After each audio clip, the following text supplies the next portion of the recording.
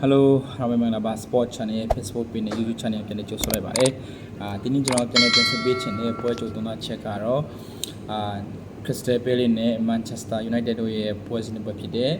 မြန်မာစံတော်ချိန်6နာရီည6နာရီခွဲထိုင်းစံတော်ချိန်ည9နာရီမလေးစံတော်ချိန်ည8နာရီမှာကစားမယ် Crystal Palace နဲ့ Manchester United တို့ရဲ့ပွဲစဉ်ကိုကျွန်တော်ပြန်လည်တုံးသားပေးချင်ပါတယ်ဆိုတော့ဒီနေ့ကျွန်တော်တို့ဒီအချက်3ချက်အဖြစ်ကျွန်တော်တို့လေ့လာမှာကျွန်တော်သုံးသပ်ရအောင်ဆိုတော့ကျွန်တော်တို့ဒီနေ့ပွဲမှာက Manchester United က away ကွန် Crystal Palace က in ကွန်ဆိုတော့ဒီနေ့အရင်ဆုံးကျွန်တော်တို့ဒီ half to half ကိုကျွန်တော်တို့ပြန်လေ့လာသုံးသပ်ကြည့်ရမှာဆိုရင် Manchester United ကအတားစီးမရထားဘူး Crystal Palace ကလည်းအတားစီးမရထားဘူးအရင်တော့သူတို့ရဲ့တွေ့ဆုံမှု9ချိန်မှာကဒီတစ်ဖက်ကအတားစီးယူတဲ့အနေထားမတွေ့ရဘူးဆိုတော့အသားစီးရထားတဲ့အနေထားမှာမတွေ့ရဘူးဆိုတော့ဒီပြန်တကယ်ကြီးကောင်းမဲ့ပွဲဖြစ်တယ်ဒါပေမဲ့ကျွန်တော်တို့ဒီCrystal Palace က9ပွဲအခုနောက်ဆုံး9ပွဲကစားခဲ့တဲ့ပွဲစဉ်စီကျွန်တော်တို့ပြန်လည်ကြည့်စုမယ်ဆိုရင်Crystal Palace က3ပွဲနိုင်တယ်တစ်ပွဲတည်တယ်တစ်ပွဲရှုံးထားတယ်အခုEuropa Conference League မှာသူကဆုံးထားတဲ့ပွဲကိုဆုံးထားတယ်ဆိုတော့ဒီManchester United ဖက်ကိုကျွန်တော်တို့ကြည့်မယ်ဆိုရင် Manchester United ဖက်ကြတော့ဒီနောက်ဆုံး9ပွဲမှာ2ပွဲနိုင်တယ်2ပွဲတည်တယ်တစ်ပွဲရှုံးထားတယ်ပြီးခဲ့တဲ့ဒီEvertonနဲ့ပွဲတုန်းကသူတစ်ပွဲရှုံးထားပါတော့ဆိုတော့ဒီနှစ်တင်းရဲ့ရလာကိုကျွန်တော်ကြည့်မှဆိုရင်တော့ခုလက်ရှိပုံစံလက်ရှိ form မရပါတော့သူတို့ရဲ့ဒီခြေစွမ်းကိုကြည့်မှဆိုရင်Crystal Palace တော့မှာပိုပြီးမှဒီဘယ်လိုပြောမလဲလုံခြုံစိတ်ချတဲ့အနေအထားမှာရှိတယ်ဆိုတော့ Manchester United အနေနဲ့ away ကွက်မှာတွားပြီးမှရင်ဆိုင်ဖို့ကတော်ကိုမလွယ်ဘူးဆိုတော့Crystal Palace ကဒီနေ့ပေါ်လုံးရဒီမှာနီးပြဂရန်စနာရဲ့လက်ထက်မှာတကယ်ကိုချစ်လက်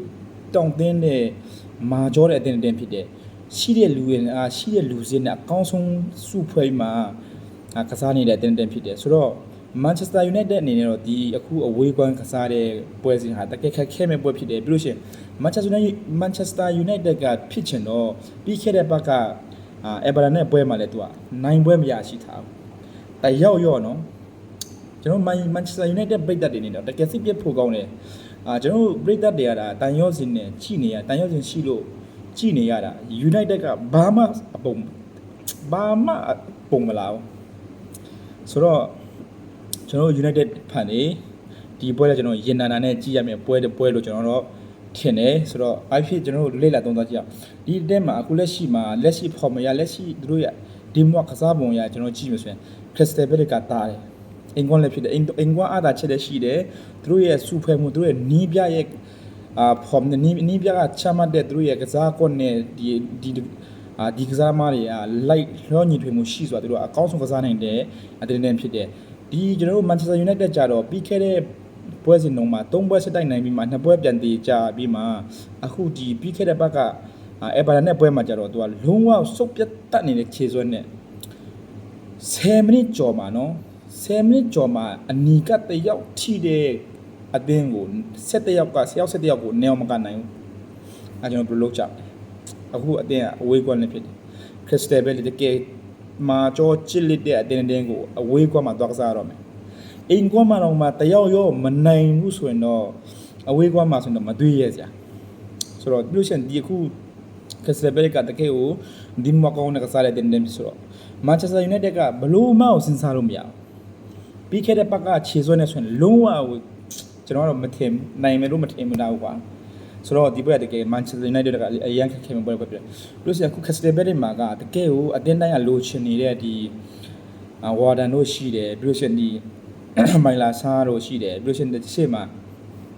ဒီနေ့အတိပြန်ခေါ်ထားတဲ့ဒီကစားမကြီးလက်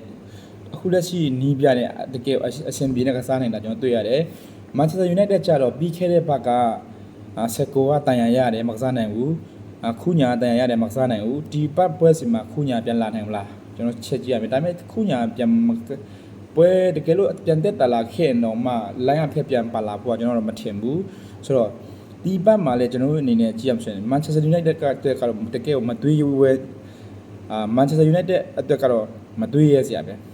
ဒီပွဲကလည်းသူတို့အရန်ခက်ခဲမဲ့ပွဲဖြစ်တယ်ခက်ခဲနဲ့ကစားရမယ်